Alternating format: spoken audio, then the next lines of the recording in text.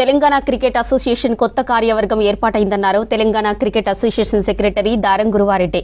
అధ్యక్షుడిగా మాజీ MP BB Patil, governor council chairperson గా డీకే అరుణ నియామకమయ్యారని తెలిపారు. డిసెంబర్లో అమ్మాయిల స్టేట్ లెవెల్ టోర్నమెంట్ నిర్వహిస్తామని చెప్పారు. Hyderabad cricket association apex council quorum లేకుండా సెలక్షన్ నిర్వహిస్తున్నామని ఆగ్రహం వ్యక్తం చేశారు governor council member Premender Reddy.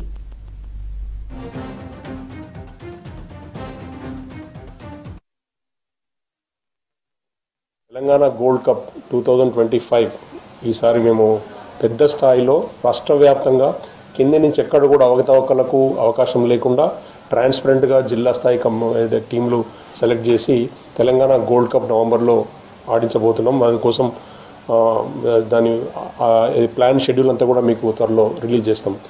ట్రాన్స్పరెంట్గా ఎవరికి అవకాశాలు వస్తలేదనే అభియోగం ఒకటి ఉన్నది. రెండు జిల్లాల క్రికెటర్లు ఇప్పుడు జరిగిన అండర్-19 హెచ్సి అండర్-19 కానీ అండర్-23 కానీ అండర్-16 కానీ ఏదైతే ప్రాబబుల్స్ సీనియర్ టీం వీళ్ళు ఆడిన బుచ్చిబాబు టీం కానీ ఎక్కడ కూడా డిస్ట్రిక్ట్స్ క్రికెటర్స్కి అవకాశం లేదు. ఈ మధ్య హైదరాబాద్ క్రికెట్ అసోసియేషన్ జరిగిన సెలక్షన్కు సంబంధించి ఎక్కడ కూడా ఫెయిర్ సెలక్షన్ జరగలేదు.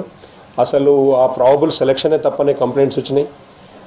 జిల్లాల వాళ్లకు ప్రాముఖ్యత లేదు. 90% జిల్లాల నుంచి ఆడిపించాల్సి ఉండింది. ఎందుకంటే ఇప్పుడు 2021లో మీకు తెలుసు బీసీసీఐ ఇచ్చిన డైరెక్షన్ మీతో ఇంతకుముందు షేర్ చేసుకున్నాం. జిల్లాల విషయంలో హైదరాబాద్ సిటీ బయట టీసీఏతో అఫిలియేషన్ ఉండాలనేది ఖచ్చితమైన డైరెక్షన్ బీసీసీఐ ఉందో.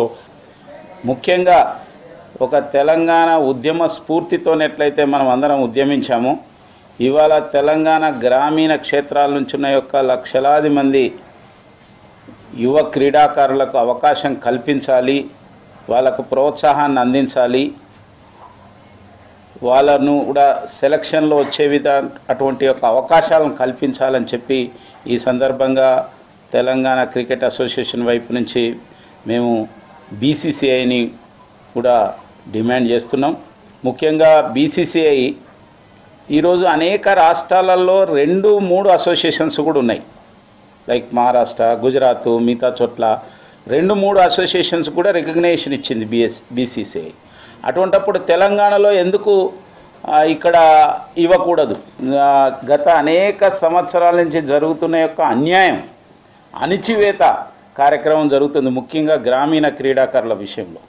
కాబట్టి ఎవరైతే టాలెంట్ ఉందో, టాలెంట్ గల్లీలలో ఉంది, పట్టణాలలో, అలాంటి వాళ్ళను కూడా ఇవాళ పైకి రానియడం లేదు.